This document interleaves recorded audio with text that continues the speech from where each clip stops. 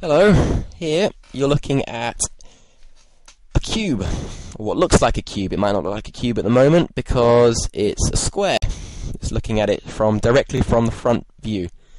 And this one has been built out of solid objects. It's basically a flat square. I've set it so that it's a certain number of pixels across from left to right and from bottom to top.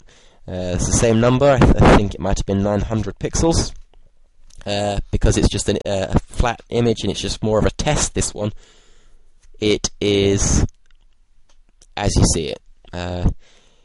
Now, the plan is, or was at the time, to get a cube that rotates and basically rotates around all its multiple faces and has texts that appear on certain faces. So, for example, it could be on face 1, rotate round to face 2, so that you wouldn't see face 1, and then, say a text on face 1 and a different text on face 2, rotate back to face 1 and have a different text on face 1.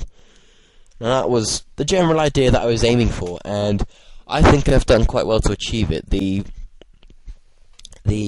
text that's there is my quote line. The text, the font and whatnot is all to be changed. It's going to be done, and I think I did quite well. I started off by using just a solid object as a square, and to do the top and bottom I had to duplicate that layer and then rotate it not about the x-axis but on the x-axis, rotate it in the x direction about the anchor point, which is located dead center of the square, sort of the bisector. So yeah, dead center is rotated about that point 90 degrees. So this then, if you were looking at the screen without playing this footage, so it's just the square, if you rotated it, it would be flat, and then it would be flat in the center. And so what I did was I moved it half a width of the square back away from the screen as you're looking at it, away from you, and then lowered it half a width, and obviously the second one raised half a width, so that this formed the top and bottom. So I've now got the top, bottom and front of my cube. Next, I did pretty much the exact same thing. Duplicated the front layer, and what I did was I rotated it 90 degrees about the anchor point, except this time on the y-axis.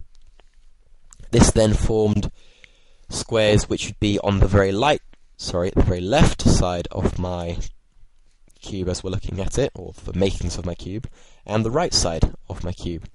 Now these are currently in the middle of the square as we're looking at it, and so they needed to be moved, one of them half a width to the left, the other one half a width to the right. Now they're lined up with the left and the right side of my cube, but they also need pushing back away from the screen half a width, so that they formed the left and right sides. And then the back face, dead simple, duplicate the front face again, and then just move it away from the screen by a full width of the cube, so that it formed my full cube. I then had my 6 faces, and unfortunately the first attempt at rotating, I haven't actually got the video of it, but the way I did it was basically just to click on all of the faces, link them together, and then rotate them via, say for example, I wanted them to rotate 90 degrees to the right, so the cube just rotated on its spot.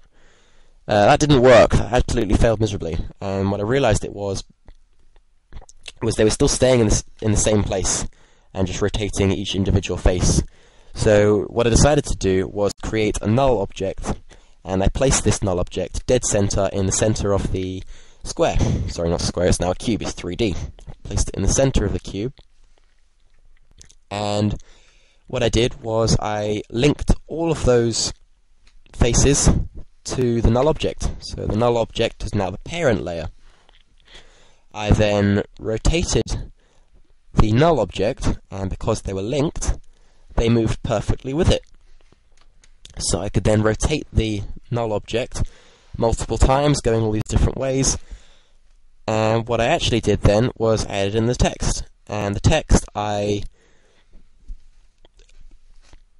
placed it so that it was rotated the same way as the certain face that it requires to be on, and just set it to come in at certain times. So that's how we're able to see, in this situation, two different bits of text on the same face at different times. So once we watch it through, it rotates its human nature to attempt the impossible and play God. That's the quote line from my trailer. This video, in fact, goes on for longer than it needs to. I think it's about 30 seconds, it only needs to be about 15. A bit of cropping could go on and whatnot. But it basically gives me an idea of what I'm trying to do, and the main important thing is that it worked, which I had a couple of attempts, I explained a little bit about them, but they worked, so absolutely brilliant. I hope that my next video is going to be about the next version of my cube. It's going to be a little bit different, hopefully not too different. Thank you very much, and goodbye.